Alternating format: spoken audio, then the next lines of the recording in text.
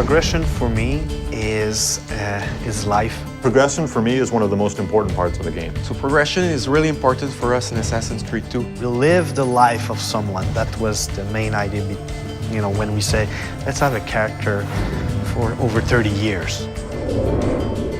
We really want the player to feel the same emotion that the character has throughout his quest to avenge his family.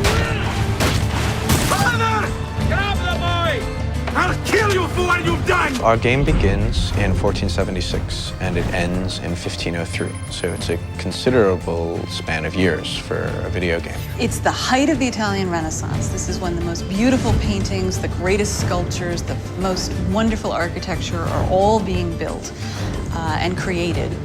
And at the same time, it's a period of political intrigue and drama and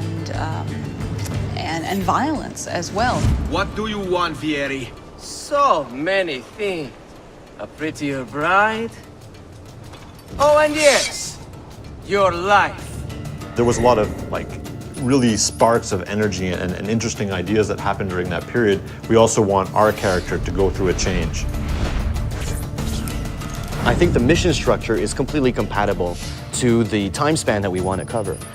In the sense that it allows us to have some flexibility and really focus on the most poignant events that happen in history and in Ezio's life throughout his progression.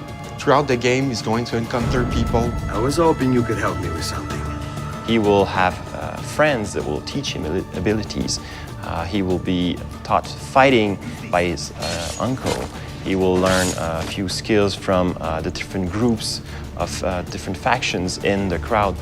I'm going to teach you how to survive. He'll also learn by himself a few tricks. And this will make sure that the player progresses in the game in a way that always varies the experience. If your character isn't evolving and it's not, you're not looking, oh, what's my next new toy, or what's the next thing that I'm going to get to play with, the game will feel stale. So it's very, very important that the game feels refreshing. You know, every new mission that you play, there's something to look forward to at the end of it. The more and more the game progresses, the more and more anger he has, and the more he has to let out that anger. So the moves just keep coming and coming and coming on what he can do with the different weapons that he has. You start with just basic sword attacks and the ability to defend yourself. And then we introduce disarming and counter kills, and then from there it all opens up. The player will be requested to actually buy some of his gear. For example, we have the armors, which will give him more health points, hit points in general. He starts with various sets of armor, first one being just leather armor, and then it moves throughout more metal armor, provides him more protection. In AC1, we sort of gave the player, without any choice, this is what you're going to learn next. Whereas in AC2, the player has much more choice. Since such a large part of Ezio's story is him, you know, answering the question, who am I and what am I doing here and what's my purpose? You can't answer that question in a year or two. You know, it takes the span of almost his entire life.